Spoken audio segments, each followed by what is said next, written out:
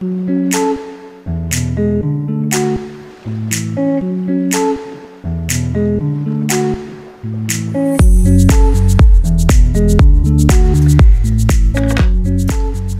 et bienvenue à tous sur notre chaîne Astronature 49 pour cette nouvelle vidéo consacrée à l'actu astro en bref que nous faisons dans le contexte des éphémérides du mois de février 2021. Alors, à peine plus loin de notre système solaire que ne l'est Proxima du Centaure, l'étoile la plus proche de nous, se cache Luhmann 16, un étrange système composé de deux corps dont la nature est plutôt exotique. Il s'agit de deux naines brunes, autrement dit des étoiles zombies, et fraîchement découverte et étudiée, l'une des deux a récemment fait l'objet d'une découverte majeure. Sa surface ressemble étrangement à celle de notre bonne vieille Jupiter. Et donc c'est en compagnie de Pascal et de Mathieu que nous allons explorer le proche voisinage de notre système solaire. Et oui, puisque effectivement Luhmann 16 fait partie des objets stellaires qui sont les plus proches de notre système solaire. Alors, l'idéal, ça serait de commencer par poser un petit peu le contexte en donnant la position de ce système en 3D par rapport à notre système solaire. Et donc, parmi les astres les plus proches de chez nous, eh bien, il y a évidemment Proxima du Centaure, que l'on connaît très bien, qui est situé à 4,2 années-lumière de nous, et qui est ce qu'on appelle une naine rouge, c'est-à-dire qu'elle fait partie des étoiles les moins brillantes, les moins lumineuses de l'univers, et aussi des étoiles les plus petites que l'on connaisse. Ce qu'on sait un petit peu moins, peut-être parce que nous sommes dans l'hémisphère nord et que Proxima, malheureusement pour nous, est dans l'hémisphère sud, eh bien, c'est que Proxima fait partie d'un système multiple, plus exactement d'un système triple, composé de deux autres étoiles, Alpha Centauri A et Alpha Centauri B, qui sont, quant à elles, situées à 4,3 années-lumière, donc à peine plus loin, finalement, de nous que Proxima. La différence, tout de même, de taille, c'est que Alpha Centauri A et B sont parfaitement visibles à l'œil nu à partir du moment où on se situe dans l'hémisphère sud, alors que Proxima du Centaure n'est même pas visible dans une paire de jumelles. Donc c'est pour vous dire. Et pourtant, c'est Proxima qui est la plus populaire des trois étoiles les plus proches de nous. Alors Alpha Centauri A et B, quant à elles, sont des naines jaunes, donc des étoiles qui sont similaires finalement au Soleil en termes de taille et de luminosité. Deuxième système le plus proche d'une autre, c'est l'étoile de Barnard, qui cette fois-ci est une étoile solitaire, située un tout petit peu plus loin de nous que Proxima du Centaure, à 6 années-lumière, et qui est, comme Proxima, une naine rouge, donc une étoile très peu lumineuse et minuscule. Encore plus loin, en troisième position, eh bien, vous avez donc WIS 1049-5319, qui, caché sous un nom barbare, eh bien, qualifie en réalité ce dont va faire l'objet cette émission, Luhmann 16, avec deux composants, qu'on appelle A et B, situés à 6,5 années-lumière de nous, et qui sont donc des naines brunes. On va en parler tout à l'heure. Juste après, en quatrième place, eh bien, on a WIS, toujours, mais cette fois-ci 0855-0714, qui est situé à 7 années-lumière, et qui est ce qu'on appelle un objet libre de masse planétaire, avec une masse comprise entre 3 et 10 fois celle de Jupiter. Alors, le mystère demeure quant à sa nature réelle. S'agit-il d'une naine brune? S'agit-il d'une planète géante? On est un petit peu dans une catégorie dite de transition, où là, ça devient un peu difficile de savoir exactement ce qu'il en est. En cinquième place, eh bien, on a Wolf 359, qui est une naine rouge, comme Proxima et comme Barnard, située quant à elle à 7,8 années-lumière de nous.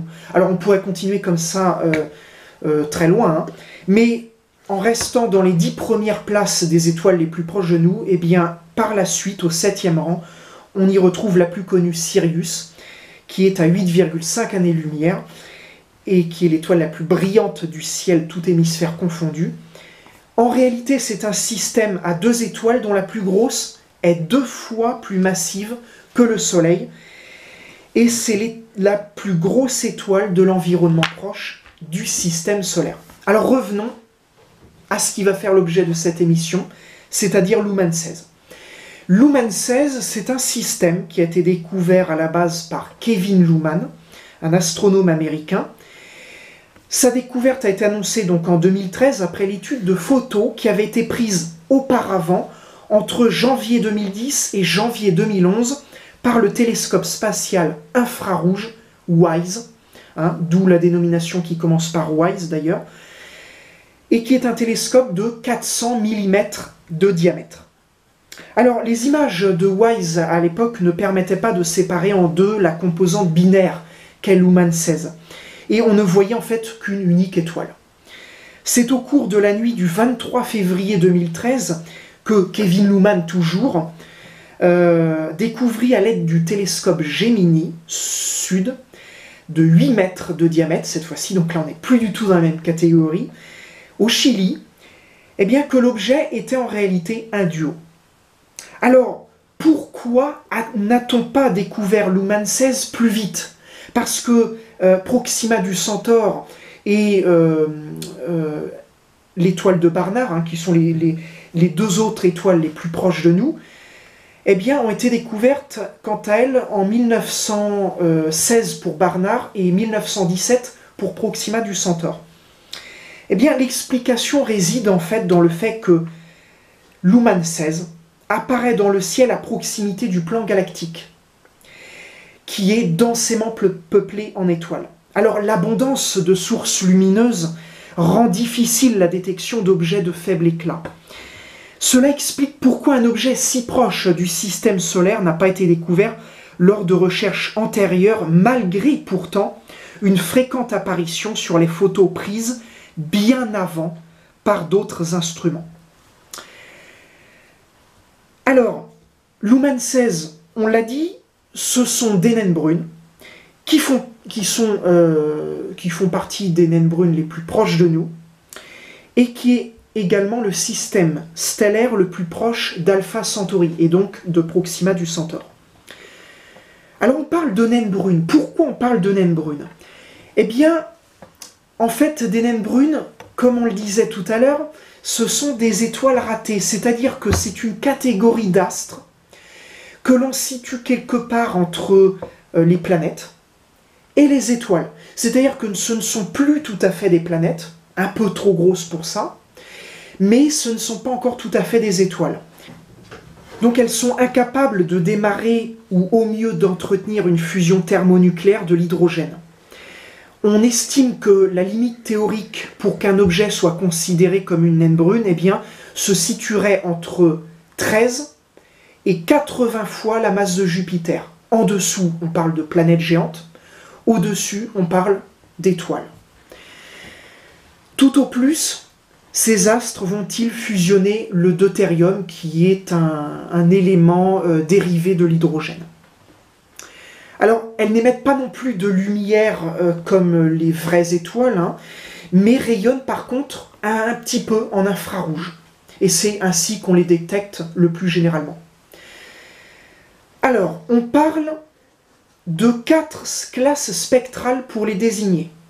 Alors, il y a la classe M, qui est une classe où l'on retrouve aussi des étoiles de type naine rouge, c'est-à-dire des toutes petites étoiles.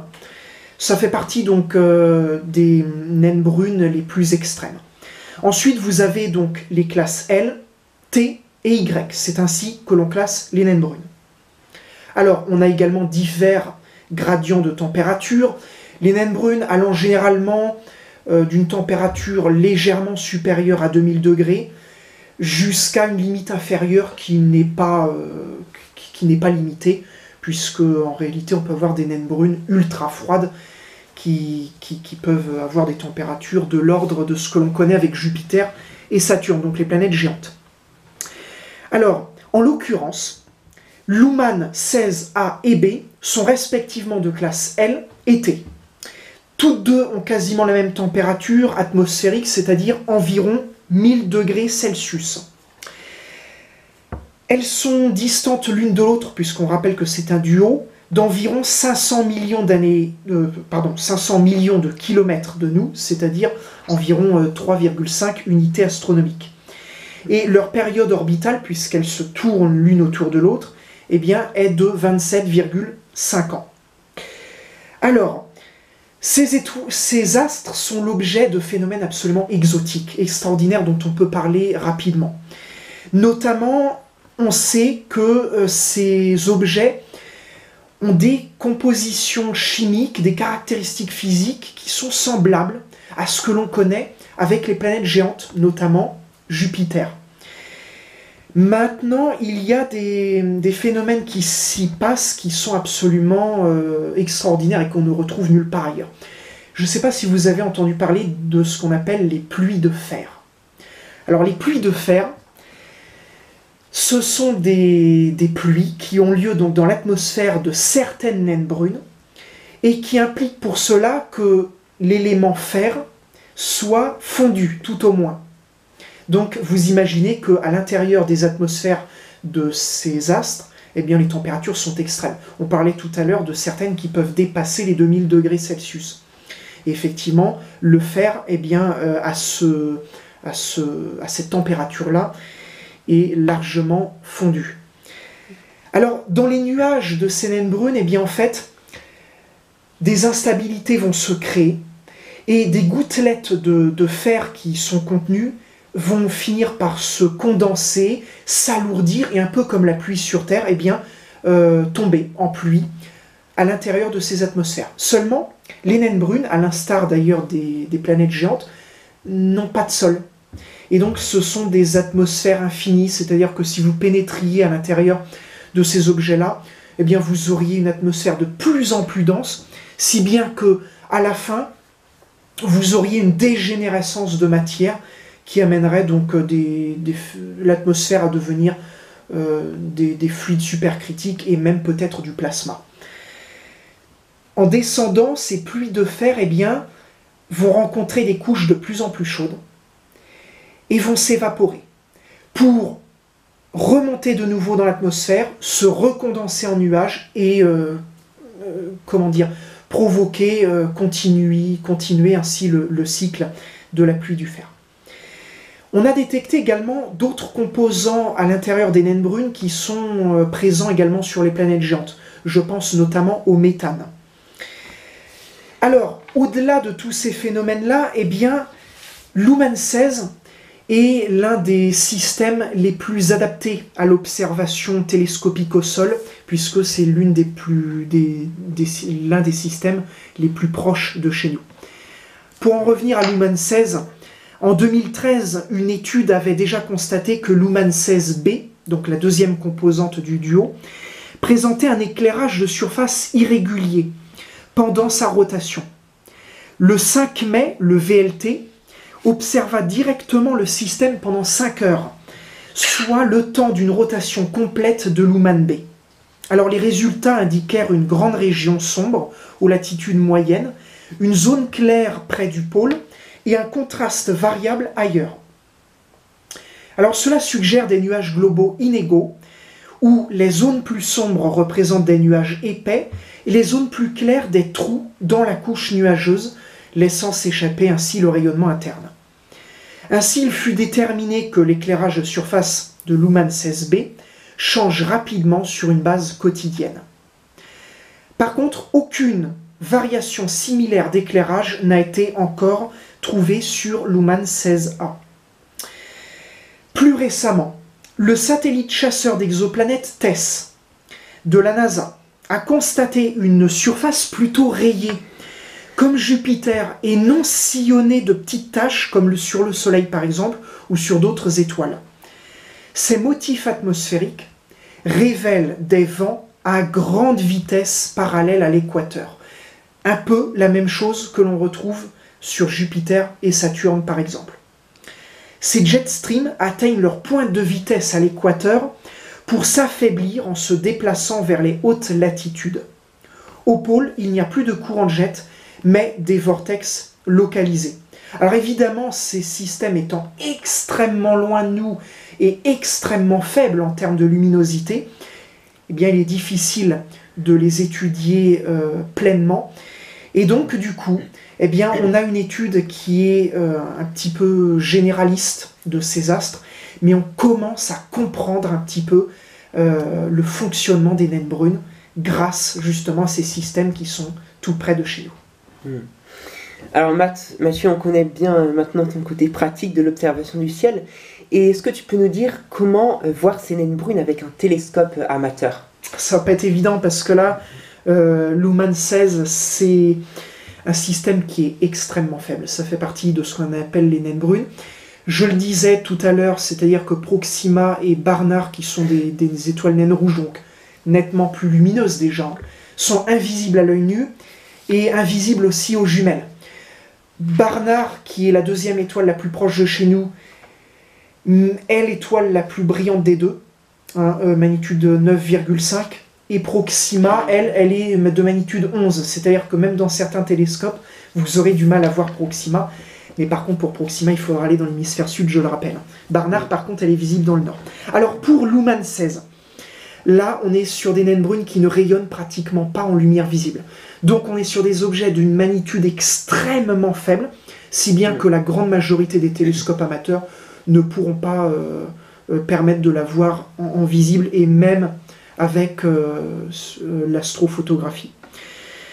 Sachez également que Luhmann 16 se situe dans la constellation des Voiles, qui est malheureusement, une fois de plus, une constellation de l'hémisphère sud.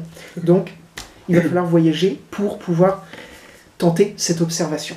Ouais, voilà, et comme quoi, ce ne sont pas les étoiles les plus proches qui sont les plus brillantes.